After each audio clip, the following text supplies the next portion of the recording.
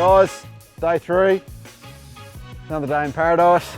As you can see, I'm already an inch taller with the mud under my boots. So this morning we finished off the posts yesterday in the plinth. I've just put the rails in, I'm about to screw these in. I screwed as opposed to nail, and then we'll start putting the pickets on and we'll start looking like a fence. So yeah, client's wrapped, so yeah, all good. I'll tell you what is good after a day like today in the drizzle and all that. 2 things. Hot shower, when you get all the sawdust and that off you. And when the kids go to bed, a couple of beers. Okay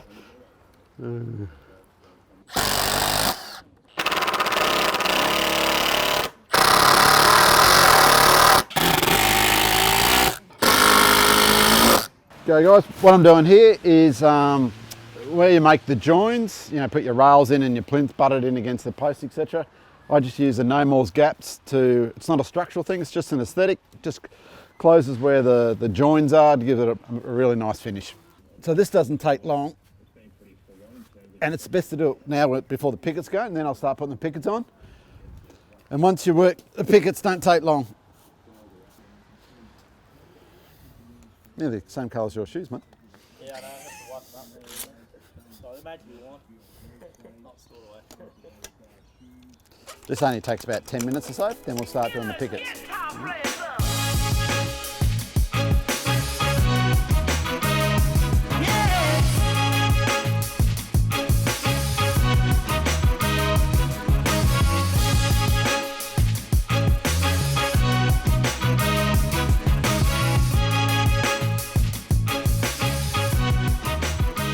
See how that just gives it a nice finish in there? And when that's painted, it's just a nice finish. What's the biggest fence you've got? In length, probably a factor of where I live, Joel, i.e. Ascot Vale and that, where the block sizes aren't, you know, not massive, probably about 70 metres or something. My sweet spot is you know, 15, 20 metres.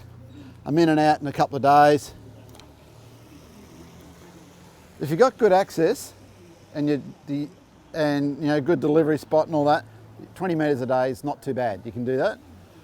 But what happens with my jobs, I'm parked like in Northcote last week. I'm sort of up the road in a loading zone, and so that's what I say to guys. I rang my brother one time, who was, as I said, a Jim's fencer under Dave Morrison. I rang him one day, it was a Friday night. He goes, "How's your day?" I said, "All right." Knocked off 15 metres. I said, "How's your day?" And he's got a gang of about 10 blokes, him and his business partner. "Oh yeah, we did 1.2k of fence in a day." I'm going, "Right, thanks mate." Is it just they just go out with the franchisee and just do their normal workload, or how does it work for training?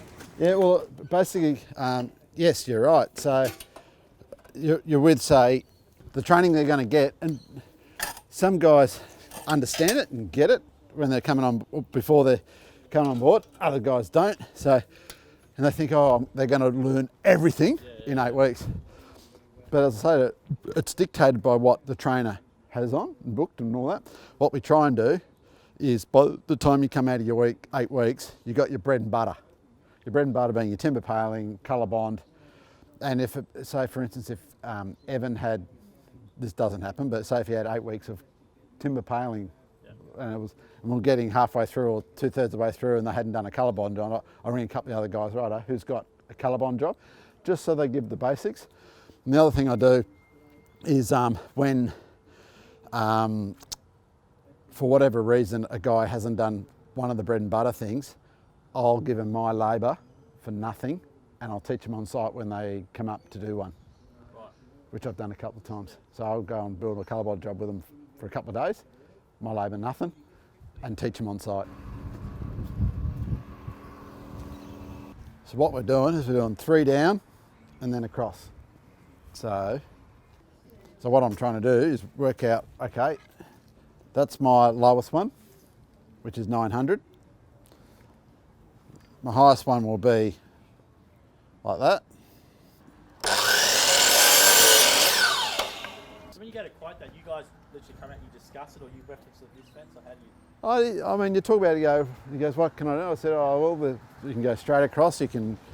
What you'll see some dodgy people do is this, they'll have this up here somewhere. But that's a feature. So it should stand alone. Yep. So that's why I'd say to people, have there. Now whether you want to go all the way across or you want to come down. So we spoke about going down 3 and then the 4th one is straight across, but I'll just double check. Sorry Joel, can you just hold that in place?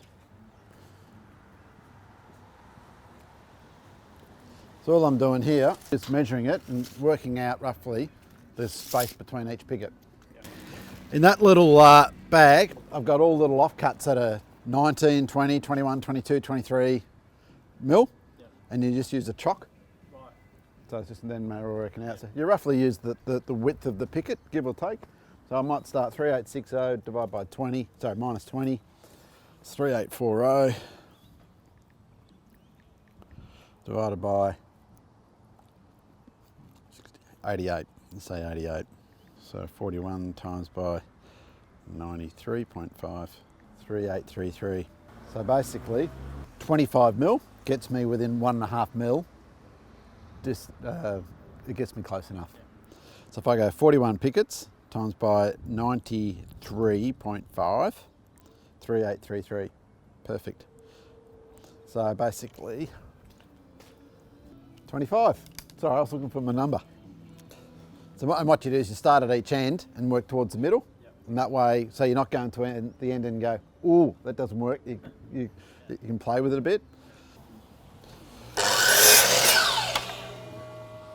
So using the saw just gives a nicer finish at the bottom.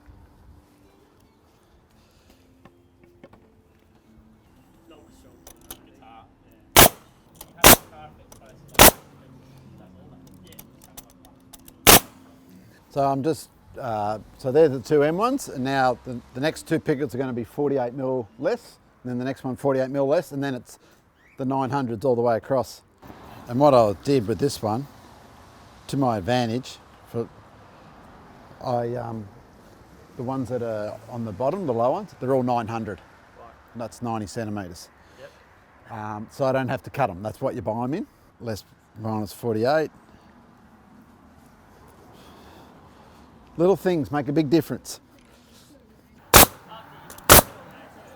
what happens is I'm just doing the 3 down, yep. And then it's basically all the ones that are already cut.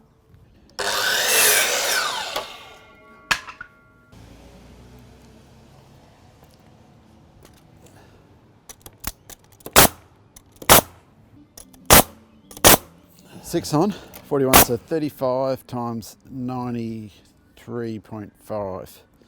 3272. I'm pretty close.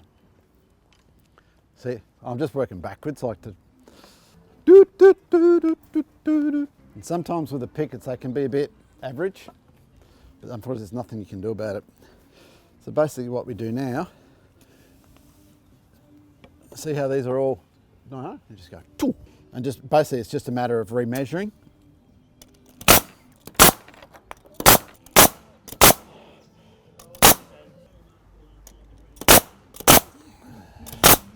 Yeah, a bit chilly when the breeze comes out, isn't it?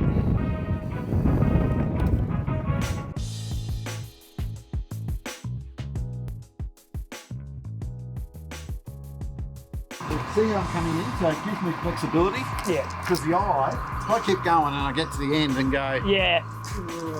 And it's the deal. Yeah. So you just come in the middle, reassess, remeasure, remeasure.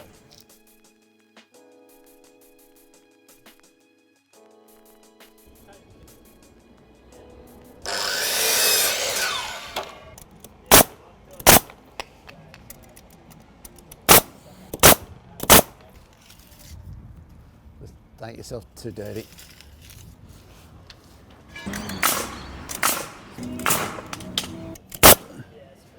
There you go, boys. What do you give yourself out of 10 for this one?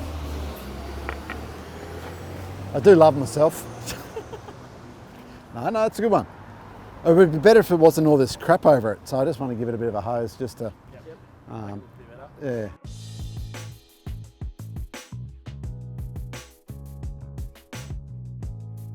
And so now all he has to do is give that another coat on the front, tap it up, like even with a roller. That'll plug those holes. It'll come up a treat. Guys, thanks for joining me for the last 3 days. We've finished it today. This is just the fence part. So today we're putting on the rails and we put the pickets on, 3-step down, then straight across, Windsor style, client's wrapped. And what I choose to do is I don't put the gate in until after my fence is put in, so that now I'll go away and get that measured exactly how I want it. So it's a perfect fitted gating, and then I'll come back and put the gate on and with the pickets and put a new letterbox in. So yeah, if anyone's looking for a quote for gym fencing, 131 546.